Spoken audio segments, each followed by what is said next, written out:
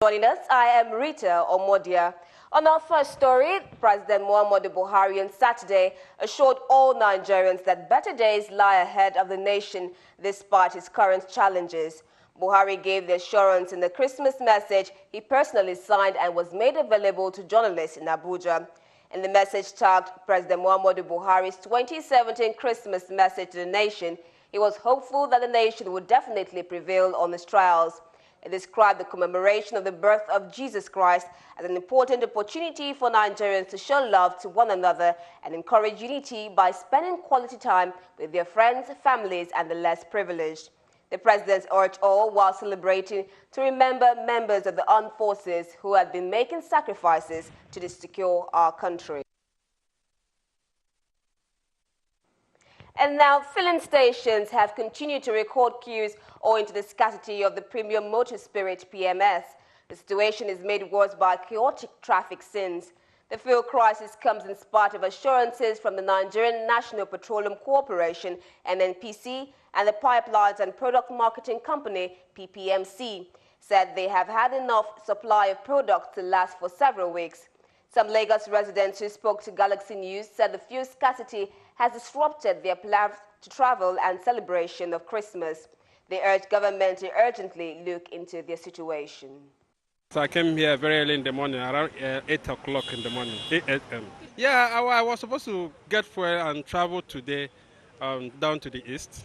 So unfortunately, I couldn't get fuel, so I had to cancel the trip and wait for tomorrow. Is it so in this country that all those things, we have those things, we are not buying those things? Stop waiting in your mind, though. You understand what I'm saying?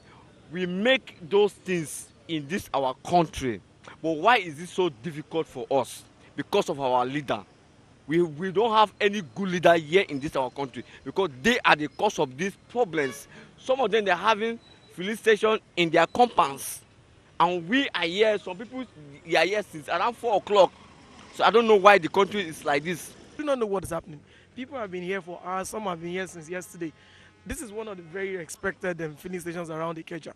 They run 24 hours, and you can see they're just offloading, hoping that when they are done doing that, we'll be chanced to get fuel. We do not know what exactly is happening. The government has not said anything. The minister or whatever, whosoever is in charge, they should come out, talk to Nigerians and tell us what exactly the situation is. The fuel situation across the country has been a major concern to the citizens, a development that has triggered blames from the critics of President Muhammadu Buhari's administration. Meanwhile, motorists as well as commuters in Ogun State have expressed deep concern over what they term government's insincerity to attending to the average Nigerian plans. Some who spoke to Galaxy News in Abeokuta metropolis during an on-the-spot assessment of some patrol stations lamented the inconveniences the scarcity has caused them. Our correspondent John Felix reports. It's less than 48 hours to the Christmas celebration, yet the mood in the air clearly shows that the purchase of petrol at this time is more valuable than the celebration itself. The premium motor spirit, which is an essential commodity for the movement of motorists and commuters, have been scarce in the last 2 weeks. While narrating their deals to Galaxy News, these motorists say they head to the fuel station as early as 4:30 a.m. at the detriment of their work. They wondered why it has become a yearly routine for marketers to hoard fuel at such a time when they should be in a festive mood. They, however, appealed to the federal government to swing into action sooner rather than later. Because the government made us to believe that there is no fuel scarcity. They keep giving us wrong information on the radio, but the reality is that we can't get fuel. We've been stranded since last week. I've been here as early as after 6. I left my kids at home, nobody to care for them. And here is, although it seems it's moving bit by bit, but other filling stations, more frustrating. I think some people are trying to play pranks with the government. It did not happen in September, did not happen in October. December, it did not happen until around 15th, 16th. It started during the rush periods. What's the meaning of this going somewhere to refine and whatever? What is the government doing? This government promised us change. Is this the change we are seeing? Well, we just appeal that they should do the needful and let there be fuel. The federal government, especially the president, can try to establish NNPC in each senatorial district, at least 10 per each senatorial district, that is 30 per state. And these marketers, they have to sanitize them. Meanwhile, head of operations of the Department of Petroleum Resources in Ogun State insists that there is enough fuel in circulation according to the NNPC. He says the agency will not relent in ensuring that petrol stations that sell above the normal price or hoard the products are sanctioned. The Department of Petroleum Resources is on top of this. The director of the Department of Petroleum Resources has given an instruction to all the field offices to make sure that we go out for surveillance and ensure that people who have fuel are selling. Those that have fuel and are not selling should be sanctioned. And then those who are selling above pump price also will be sanctioned. As Ogun residents grapple with the current realities, only time will tell when long queues would vanish from fuel stations. In the meantime, 6 independent marketers' fuel stations in Ilorin have been sealed off for selling above fuel price, selling at night, and diversion of fuel. The head of Operation Department of Petroleum Resources in Kwara State, Oyedele Ibitayo, briefed journalists on this development after going round fuel stations within the metropolis. As the fuel crisis across the nation heightens, he frowns at some independent marketers who are making life unbearable for citizens. But I must tell you precisely, in Kwara State, we've been on top of it. We've been able to force marketers not to sell above pump price, not to encourage sales in jerrycan, that is the so-called black marketeering, and of course, if not to the barest more, to eradicate the issue of product diversion. Some buyers also called on the federal government to address the fuel scarcity and hike in price urgently. Now, if I don't have fuel, I can't go to work. I have to go through taking Okada and bike and keke napep. You know what that means? You know?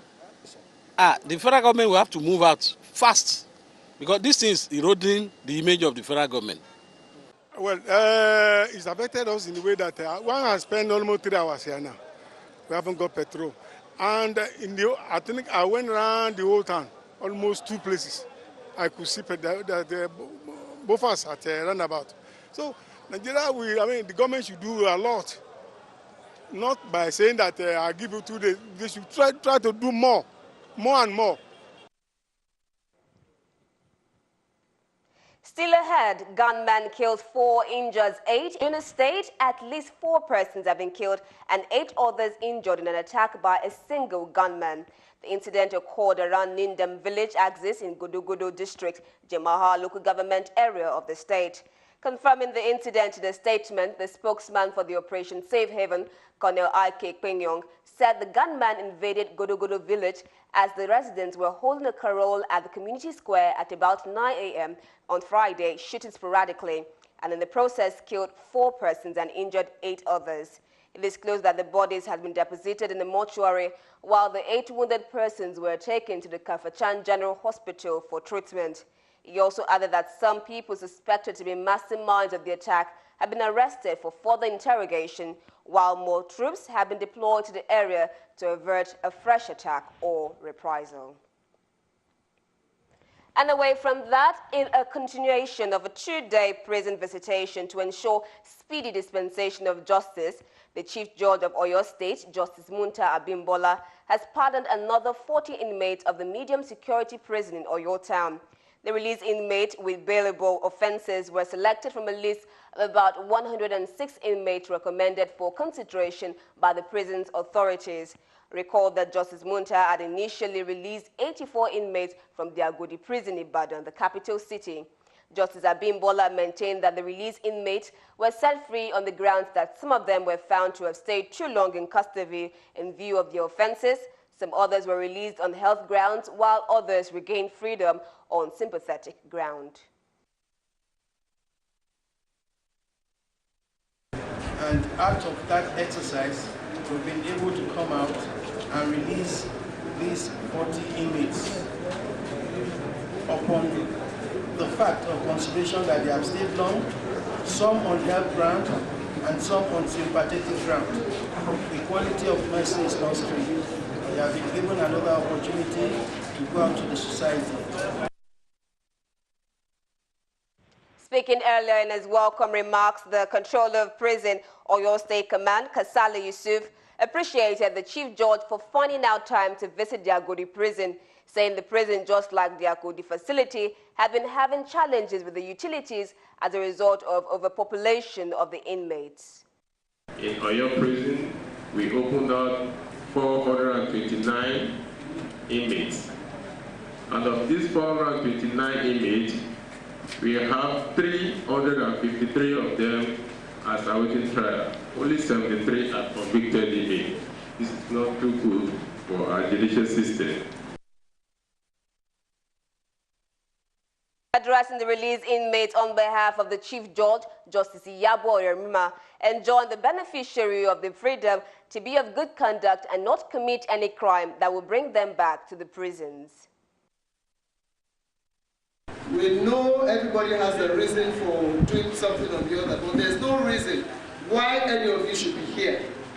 Which means no matter what you are facing out there, you should be able to discipline yourself enough and be enduring enough to know that you can do better than what caused you to end up here.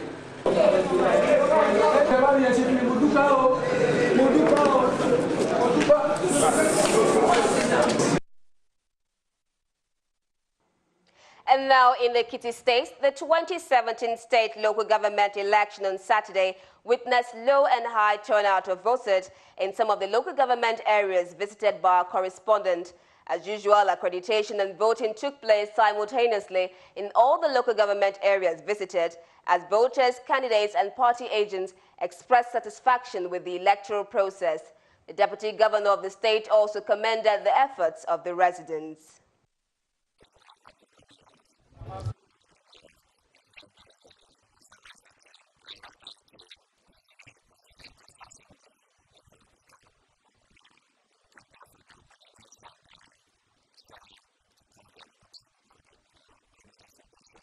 And the leadership of Ekiti State SIEC, and they've done a wonderful job. The materials arrived early, the security agents are here, the staff are here, and the people have been coming, they've been attending to everybody. I have not seen any complaint, I've not heard of any complaint. All the participating parties have been well represented, no logo is missing, no party is missing, and people have been casting their votes for the candidates of their choice. Meanwhile, Chairman of the Ekiti State Independent Electoral Commission, Justice Kayode Bamishile, and his team have also expressed satisfaction with the conduct of voters. He commended the ad hoc staff of the commission for a job well done. As commenced as early as possible, and there was accreditation and voting going on, and people are turning out en masse. The election is peaceful. The electoral officers and the ad hoc staff, they've been doing wonderfully well. They were at their stations on time. There was mild compliance from our correspondent Adiola Adebribe at the restriction of movement, although as the streets of Ado Ekiti and its environs were not completely free from vehicular movements. The resident also commended the security arrangement for the elections. So they are interested in the process because they believe in all what the executive governor is doing as far as security is concerned. And they are very happy, and people are trooping out. I see them now. They have been coming out this morning, and up to now they are still coming out. As you can see by yourself, the process is so clean and neat, you know, like a normal elections. And the process has been so fantastic. The EKISEC people, they've been here as early as 8 o'clock. The conduct has been very fine. If you see what has happened at our local government today, you discover that the planning was good, the organization was fine, and the execution was fantastic. And the report reaching us says PDP has won overwhelmingly in the Ekiti local government poll as announced. PDP won all the 177 councillorship seats and 16 chairmanship positions as contested. Despite the low turnout recorded, the result announced showed a bogus record of voters' turnout. In Muba local government area, the returning officer announced PDP to have polled over 20,000 votes, while in Ado-Ekiti, the largest local government in Ekiti State, PDP polled 43,262 votes. And now, moving on to Ibadan State here, the sympathizers from within and outside Ibadan have continued to visit Popoyemoja Palace of Olubadan of Ibadan land, Oba Saliu Adetunji, to commiserate with the monarch on the demise of his senior wife, late Kudirat. The sympathizers in their condolence messages described the death of the Olori as sudden and sad, while they encouraged the Olubadan entire family to take solace in God. Correspondent Kunle Joe reports that Governor Abiola Ajimobi, in the condolence visit to the palace, eulogized late Kudirat, describing her as a woman of virtue who stood by her husband. Ajimobi, however, enjoined the monarch to take heart, stressing that his government will continue to support him at all times. She died young. She was only 63 or so. And thing is that let's all do good things so that we leave a good memory behind. We don't know who is next year. It's not about age. It's not about height. It's not about the way you look. It's that death will come whenever it will. And away from that, Ogun State government has presented 1,000 copies of Certificate of Occupancy to beneficiaries of the State Homeowner Scheme as their Christmas gift from the government. While presenting the document, which is described as the best gift of the year, the State Governor, Senator Ibikunle Amosun, who was represented by the Commissioner for Education, Budukwe Mujota, said the gift is a transferable wealth and the beneficiaries must cherish it for life. She urged beneficiaries to continue to perform their civic responsibilities and pay up their taxes as at when due in order to empower the government in discharging its duties. The government is resilient in its fulfillment of its housing mandate, and this Homeowners Charter initiative is the passport that many Ogun State indigents and people that live within the shores of Ogun State will use to execute their rights. We never thought of this kind of thing. We thought that we are going to pass through strenuous process, but it came out and gave us this easygoing process. And now more stories coming up after this break. Do stay with us.